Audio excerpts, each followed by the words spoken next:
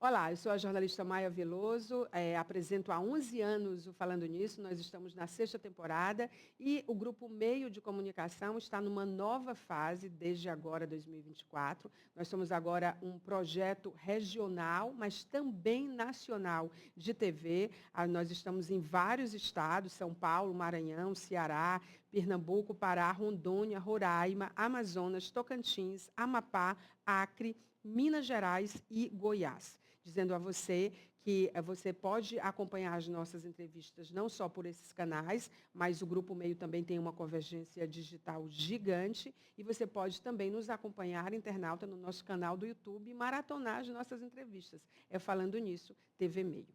Hoje, no nosso programa, a gente vai falar sobre um tema muito interessante, bactérias multiresistentes e o cuidado também mas multiprofissional, nas superinfecções. A gente está recebendo aqui o José Felipe Pinheiro, ele é farmacêutico e um especialista nessa área, e vamos falar com ele sobre vários assuntos super interessantes. Alguns você vai ouvir falar pela primeira vez com a profundidade que a gente vai trazer para você. Então, eu volto em 10 segundos. Não saia daí, até já.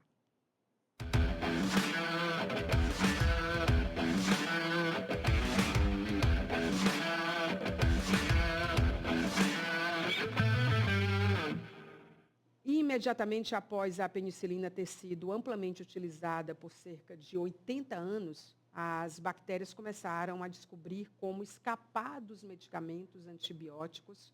E isso, para a gente, foi tipo, desde então, a corrida armamentista, digamos assim, entre os micróbios perigosos e os seres humanos tem se intensificado e a gente tem observado isso com mais clareza e muito mais de perto. Um novo estudo mostra que, em aspectos cruciais, os humanos, nessa guerra, continuam perdendo. A resistência de certos germes aos antibióticos continua sendo um dos principais desafios globais da saúde pública, de acordo com a Organização Mundial de Saúde. A gente está falando de um problema no mundo inteiro.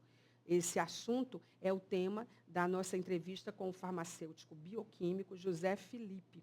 Ele, além de farmacêutico, é especialista em hematologia clínica e banco de sangue, tem um mestrado em medicina tropical pela Fiocruz e atualmente é farmacêutico clínico no Hospital Universitário da nossa Universidade Federal do Piauí e farmacêutico bioquímico também do Laboratório Central de Saúde Pública. É a pessoa certa, na hora certa, falando sobre o tema que a gente precisa saber mais. José Felipe, ou Felipe, como a maioria te chama, bem-vindo ao nosso programa. Obrigada pelo teu tempo e obrigada por trazer clareza sobre o que são essas superbactérias. Por que ao longo da história da humanidade, a gente tem ficado em desvantagem? Isso é um problema que nós causamos a nós mesmos ou estava escrito nas estrelas? Bem-vindo. Maia, inicialmente agradeço o seu convite, a sua simpatia em estar nos recebendo para tratar de um tema tão importante, né, e tão em evidência nos últimos anos na nossa comunidade. A gente tem perdido essa guerra, né, desde a descoberta da penicilina por Alexandre Fleming, como você bem citou, né, durante ali a Primeira Guerra Mundial. Em um primeiro momento, a gente passou a conseguir tratar as nossas bactérias, as nossas infecções, mas com o passar do tempo, essas bactérias elas vão aprendendo, elas são inteligentes. Elas aprendem como é que aquele medicamento funciona e passam a combater aquele medicamento, até o ponto que aquele medicamento ele passa a não fazer mais efeito. Ele não tem mais efeito sobre aquele tipo de infecção. E aí, onde os quadros clínicos nos hospitais, nas clínicas, nas unidades básicas, eles vêm a piorar. E é necessitar cada vez mais de um suporte mais avançado. Essas são, então, as superbactérias. Isso. Essas que já não têm medo de nada, Isso. enfrentam tudo, né? Essas superbactérias, elas aparecem justamente quando aquele antibiótico ele não tem mais atividade sobre ela. Aquele antibiótico ele não consegue mais produzir efeito. E aí começa a deprimir as funções orgânicas, as funções vitais dos pacientes e das pessoas da comunidade em geral. Quais são os cuidados? O que a gente tem que fazer para combater essas bactérias multiresistentes, Felipe? Primeiramente, a gente precisa de uma rede estruturada de diagnóstico que possa possibilitar a gente identificar corretamente, saber qual tipo de bactéria e quais os antibióticos que servem para a gente poder combater essas infecções. e um segundo momento de uma consulta médica, né? Uma consulta médica ou com um cirurgião dentista, ou com um médico especialista, um médico infectologista, para tentar identificar e tratar e direcionar qual o tipo de antibiótico correto. A gente tem alternativas? Com essas duas opções, a gente consegue identificar e poder tratar de forma assertiva, coordenada, esses tipos de infecções. Essas superbactérias, essas bactérias muito resistentes, elas são um problema também fora do hospital? Porque, assim, dentro dos hospitais, a gente sabe que uma vez com uma infecção hospitalar, né, que é muito comum, infelizmente, nos hospitais, e difícil de combater, existem protocolos que se renovam o tempo inteiro, e realmente é um desafio, tem um contexto. Fora do hospital, elas também são um desafio para a gente? E de que modo? Sem dúvida, Maia. A gente tem encontrado a utilização de antibiótico em todos os locais, na agricultura, na pecuária, no cultivo de plantas, de vegetais. Então, eles estão espalhados em todos os locais. Para que eu possa acelerar o crescimento de um frango mais rápido, eu vou utilizar um antibiótico. Eu vou utilizar um antibiótico para poder tratar o gado que venha a apresentar um tipo de infecção. Então, esses antibióticos, a gente está sendo exposto não só no ambiente hospitalar, ou não seja, no ambiente de cuidar da saúde, mas também no nosso meio. Então, essa seleção, essa pressão que é feita de antibióticos de todos os lados, faz com que a gente tenha um desenvolvimento mais rápido dessas superbactérias, seja em ambiente hospitalar, com mais frequência, seja em ambiente comunitário, né, com uma menor frequência, mas também a gente encontra. Engraçado, eu nunca tinha pensado desse ponto de vista. A gente sempre que pensa em antibiótico, né, Brito? A gente está sempre pensando antibiótico e pessoas, né? A gente não pensa no antibiótico e os animais, o antibiótico e o que a gente tem produzido, então, né? Que é o uso de antibiótico isso, também, né,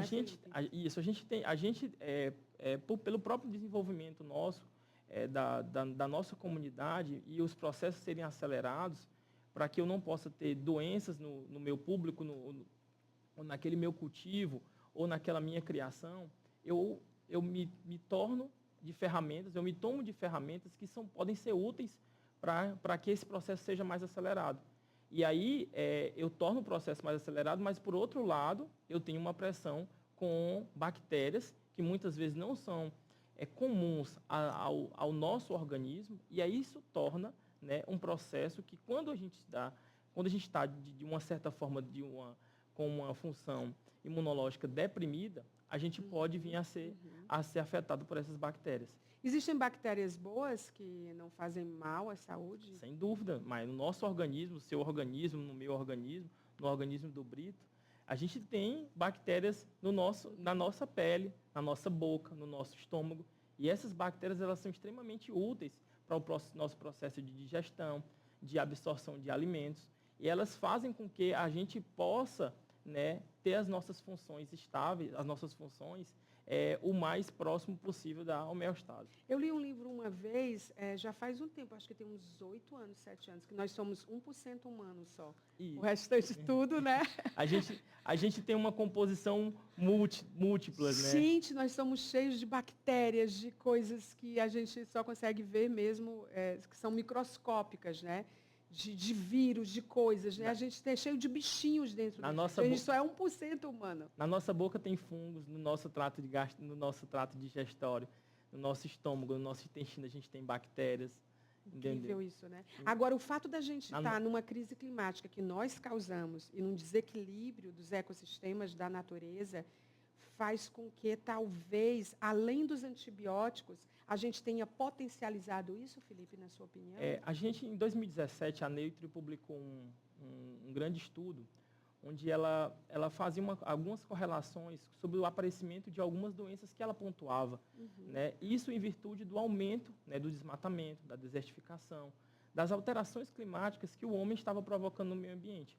A gente, cada vez mais, Maia, vai ter contatos com doenças que anteriormente a gente não iria falar. Há 30 anos atrás, ninguém sabia o que era chikungunya, ninguém falava sobre zika. Né? Essas doenças estavam restritas a ambientes de floresta. Os pesquisadores já conheciam a sua natureza, mas não em contato com humanos. Né? Já se conhecia-se o vírus. Da mesma forma, há 30, 40 anos atrás, você se falava em SARS, não se falava em SARS-CoV-2.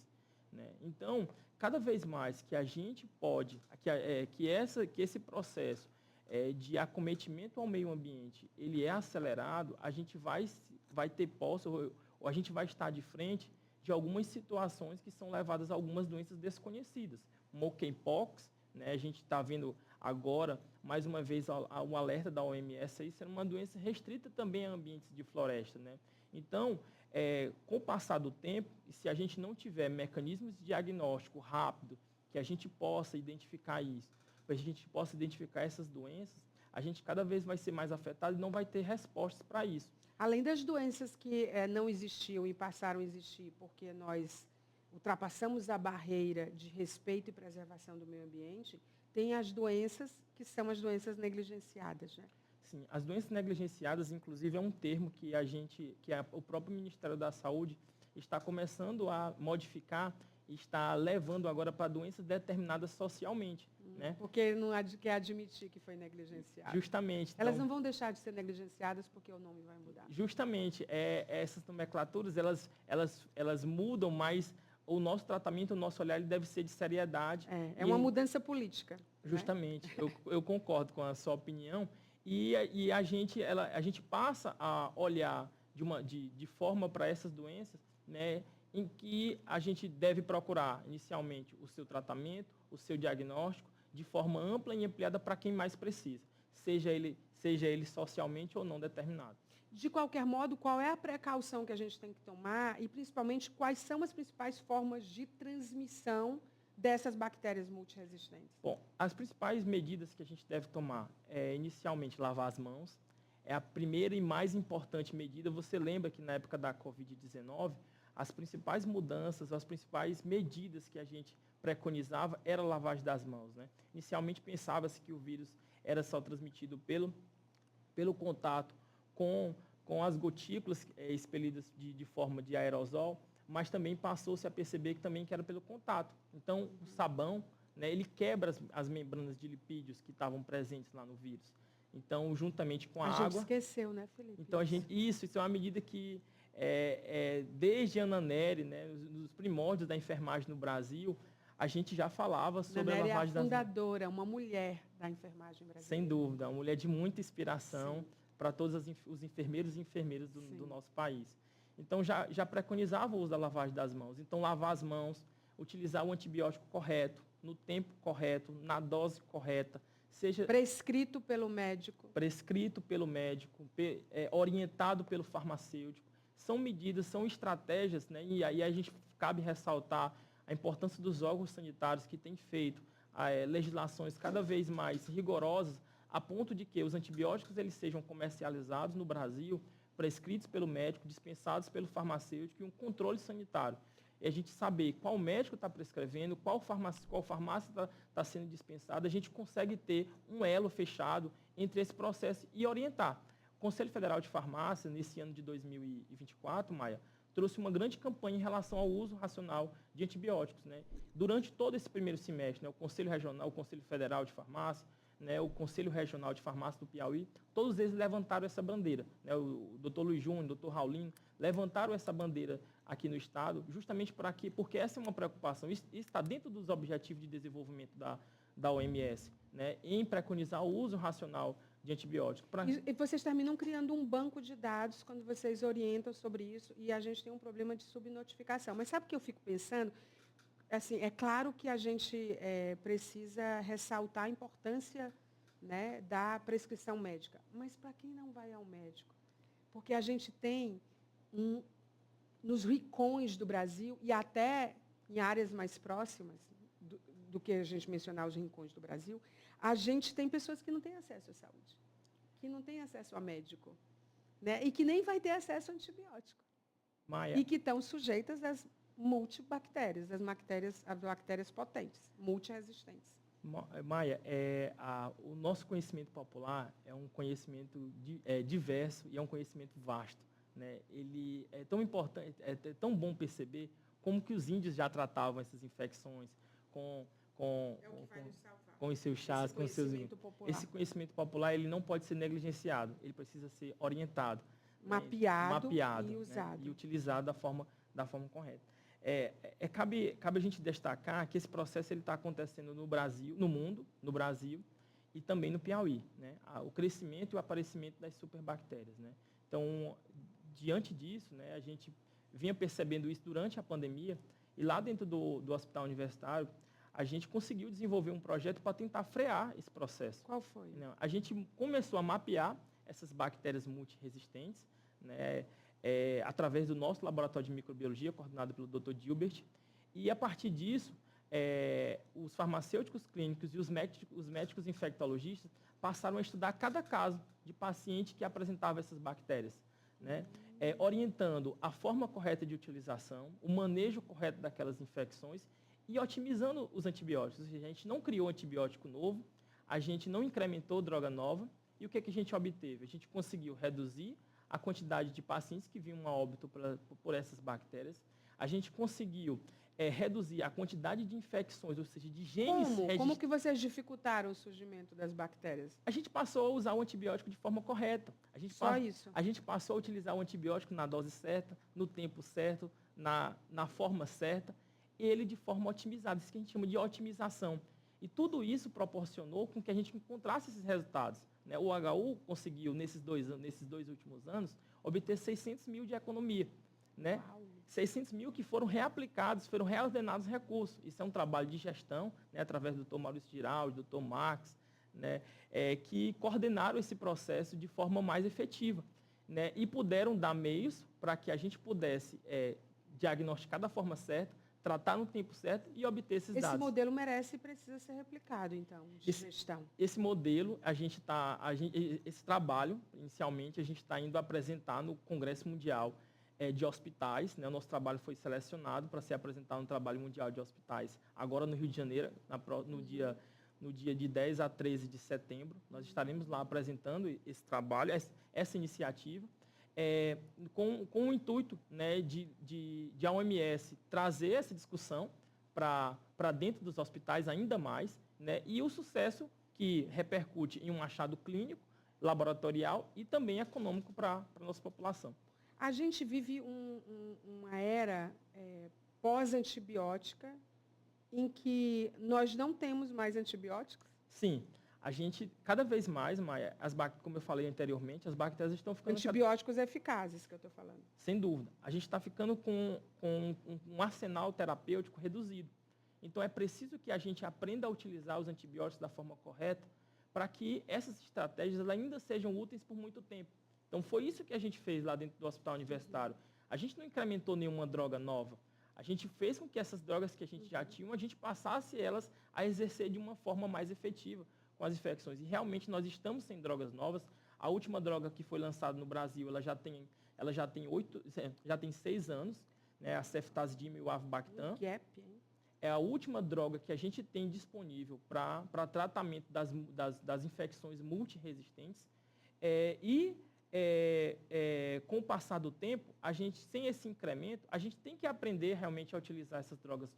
A gente está falando de 5 milhões de pessoas que morrem no mundo por falta disso. Isso, e a tendência, Maia, é aumentar. Um estudo inglês publicado em 2014, né, por um economista, o economista Dr. O'Neill, ele definiu que as principais causas de morte entre 2030 e 2050 serão os organismos multiresistentes. Vai chegar um momento em que a gente vai passar, as infecções multiresistentes, elas vão passar as mortes por achados oncológicos, por oncologia, né, e vão ser superiores às infecções cardiovasculares.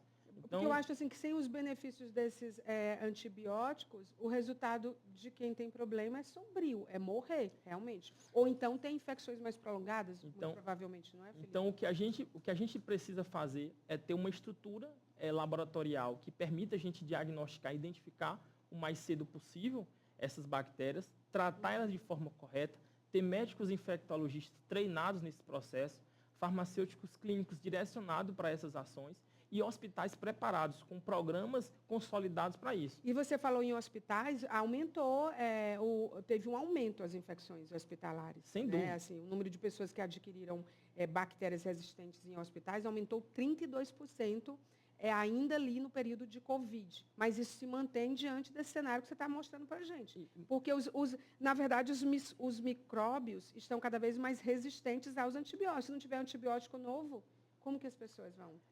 Maia, Se a principal arma não está pronta. Maia, durante a pandemia, a gente teve vários coquetéis que foram amplamente divulgados, que serviam para tratamento da Covid. E dentro desses coquetéis estava inserido um antibiótico.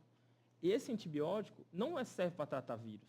Antibiótico não serve para tratar vírus. Você acha que a falta de antibióticos ela pode tem causado aumento de infecções hospitalares? Na verdade, o uso desenfreado e o uso incorreto certamente tem não a falta de novos antibióticos. Não a falta de novos antibióticos. Certamente a gente requer novos antibióticos, mas se a gente começa a aprender a utilizar os antibióticos que a gente tem disponível da forma correta, a tendência é que essas infecções elas passem a ser reduzidas. Mas não os que foram inventados na Covid. Sim, sem dúvida. Você estava falando e eu interrompi você. Isso. Então, durante a Covid, a gente teve uma ampliação desses coquetéis, né? E isso proporcionou um aumento um aumento da ampliação da utilização disso em vários regimes, seja em ambiente hospitalar, seja em ambiente ambulatorial. E, somado a isso, também a gente teve uma ampla utilização de corticoides, né? Então, a gente também teve aparecimento de alguns fungos, né, super resistentes, que são micro-organismos mais difíceis ainda de tratar. A gente teve vários surtos, né, na Bahia e no Recife com Candida auris, que é um tipo de fungo que a gente não consegue tratar. A gente não tem opção terapêutica. Por falta de pesquisa, Felipe? Por falta de pesquisa, por falta de direcionamento, mas também pelo esse uso desenfreado, né, de antibióticos pela população. Agora, os germes adquiridos em hospitais, eles são os mais preocupantes. Por quê? Sim, porque eles estão sendo expostos diariamente a detergentes multipotentes. São muitos fatores de risco. Estão sendo expostos a antibióticos multipotentes. Então, eles estão dentro de um microambiente, né, que favorece com que eles sejam cada vez mais difíceis de se tratar. Né? Não seria talvez a ausência ou uma redução de protocolos na área dos hospitais? O combate a infecções hospitalares? Todos os hospitais eles têm uma comissão que é chamada de Comissão de Controle de Infecções Relacionadas à Assistência, CCIs, anteriormente eram denominadas CCIHs, né? Comissão de Controle de Infecções Hospitalares. Então, essas comissões, elas trabalham na padronização dos antibióticos, na padronização dos detergentes, na padronização das rotinas hospitalares. Ela é uma comissão que está no Brasil desde a década de 80, né? E ela surgiu por conta de uma infecção hospitalar. Mas ela foi atualizada? De um grande político do nosso país, que foi o nosso presidente, Tancredo Neves. Ele morreu de infecção hospitalar. Sim. Então, durante esse período, foi onde o Brasil começou a... Nossa, foi recente demais. Isso, por volta de 1985. É recente, né? Se a gente for considerar uma linha do tempo que impacta a vida das pessoas, porque a porcentagem agora de pacientes com infecções resistentes retornou à linha da pandemia, ao mesmo patamar da pandemia, agora em 2024. Isso é por demais preocupante, né? Essas comissões elas estão trabalhando, né, tentando recuperar aquilo que a pandemia trouxe de mais agressivo, né? E aí eu reforço, né, esse trabalho que o Hospital Universitário conduziu, né, em monitorar essas bactérias, trabalhar o antibiótico de forma correta, trabalhar o diagnóstico de forma correta, com o apoio do médico infectologista. Não posso deixar de lembrar da doutora Thalita, da doutora Jéssica, do doutor Peron, são os nossos Sim. médicos infectologistas lá do hospital, que compraram essa briga, que compraram essa ideia, né, e otimizaram e mudaram a percepção do hospital em relação à utilização. E a gente está falando de um, e nós temos vários. Até tem uma pesquisa que mostra sobre a estagnação de novos medicamentos eficazes. Eu fiquei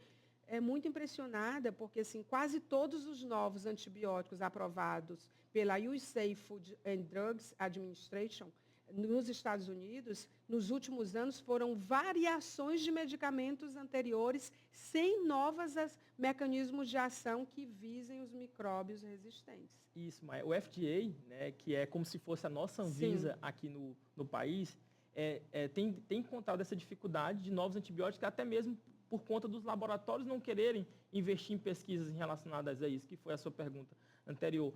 Os laboratórios não investem em pesquisa porque, com pouco tempo, aquele antibiótico ele já está... Aí deixa de ser rentável. Ele já deixa de ser rentável. Então, se eu posso... Prejudica o business. Então, justamente. Então, para eles não é rentável você investir em pesquisas em antibióticos. Então, por isso o nosso compromisso... Nosso contexto é grave. Então, por isso o nosso compromisso é, cada vez mais, a gente utilizar o antibiótico de forma correta, a gente utilizar o antibiótico da forma correta, no tempo correto, na dose certa, prescrito por um médico, por um cirurgião dentista, dispensado por um farmacêutico, acompanhado de um suporte de diagnóstico.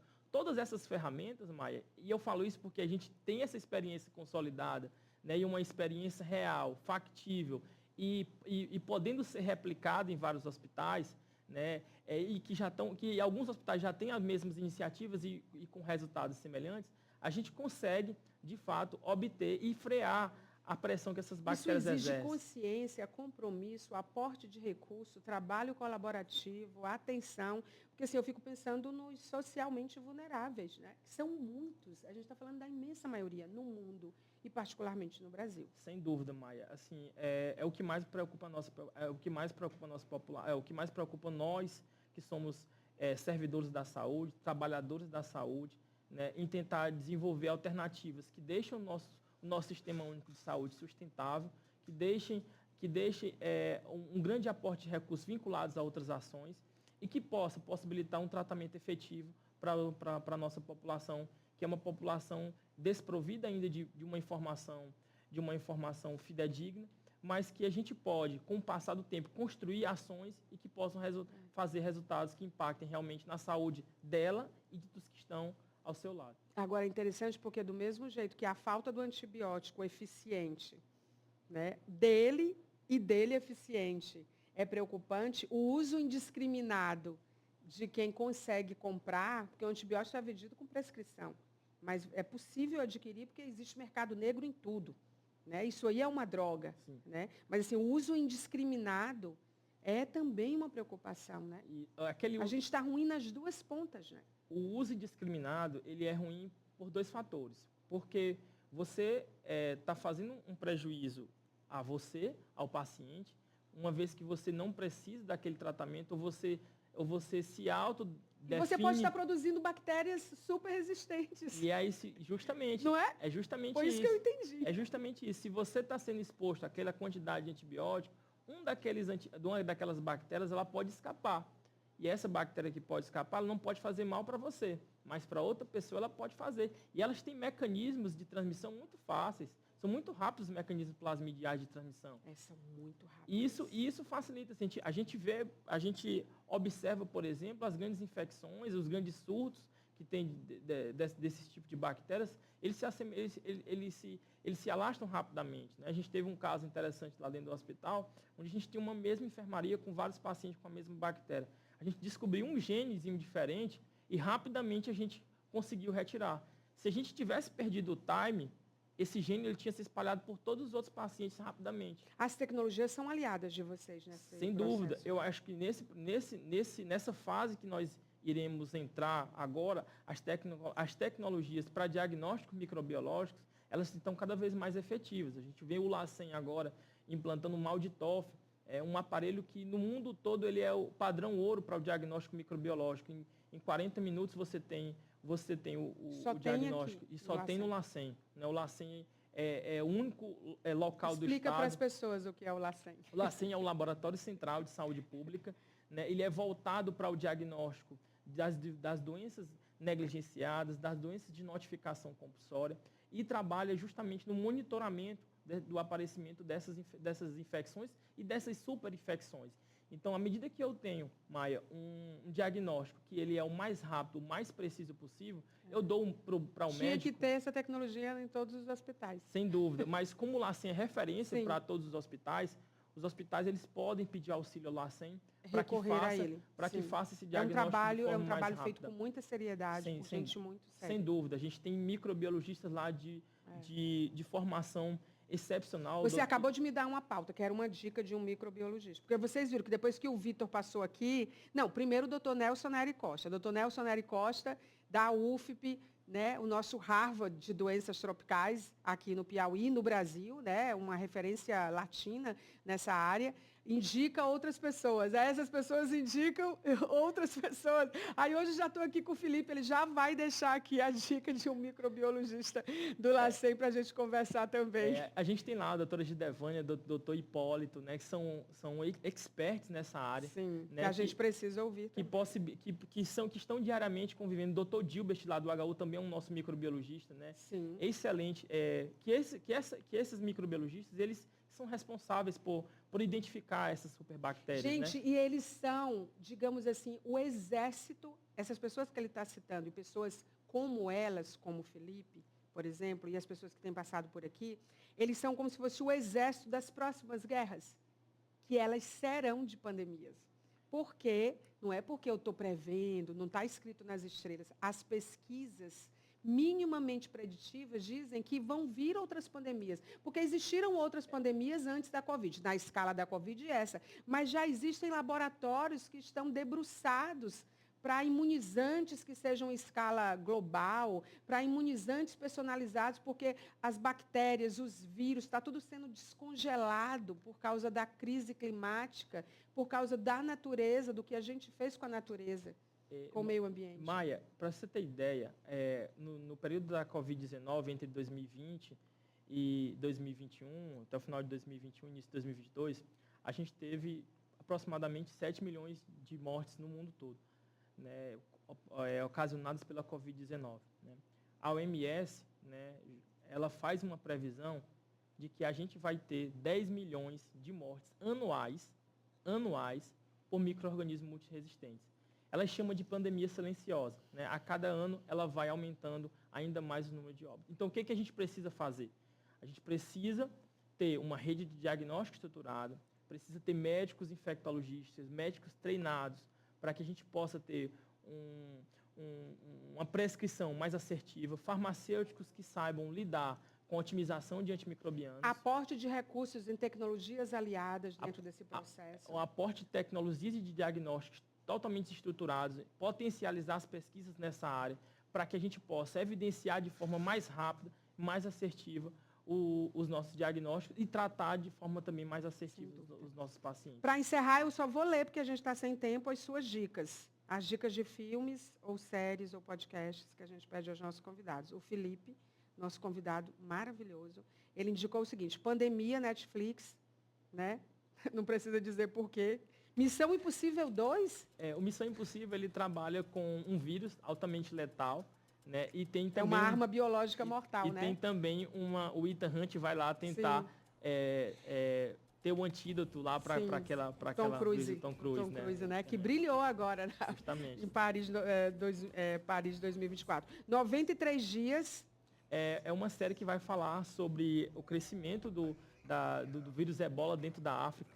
Aquele da Nigéria, né? Isso, da Nigéria. Contágio. Tinha que ter o contágio, né? A trajetória de disseminação de um vírus que é absolutamente devastador em Hong Kong, que vai para o resto do mundo. Ou seja, era quase uma predição do que da Covid. Epidemia da Prime Video. Esses todos foram Netflix, mas tem a epidemia da Prime Video. Eu Sou a Lenda, da Prime também. Da Prime Video, que é estrelado pelo Will Smith. Sim. Né? Então, onde ele quer salvar a humanidade. Transforma a raça humana tudo em mutantes, né? Que são sedentos por sangue. No sangue, né? Tá tudo no sangue aí. Ótimas dicas, gente. Olha, dá para maratonar. A gente vai colocar essas dicas, dizer para a nossa produção, a partir de hoje, dos nossos convidados, no nosso Instagram. Para a gente poder compartilhar com as pessoas que elas ficam perguntando. Muito obrigada, Felipe. Excelente entrevista. Eu que agradeço. Volte mais vezes. Excelente. Muito obrigada. Eu continuo tentando ser essa voz aqui, como grupo meio de comunicação, porque a gente acredita que informação é transformadora. A gente agradece uma entrevista riquíssima, com um conteúdo extremamente popular, acessível. Eu acho que você, como uma grande comunicadora no Estado há mais de 35 anos, tem um papel primordial em levar a comunicação clara, evidente, né, que torne esse nosso olhar científico um pouco mais perto da nossa população, que carece de informação. Muito obrigado pela oportunidade. Conte comigo e conte com o Grupo Meio. Tá bom? A gente está fazendo a nossa parte e a nossa obrigação, tenha certeza disso. Fazendo o dever de casa que precisa ser feito. Obrigada, Felipe. Obrigado.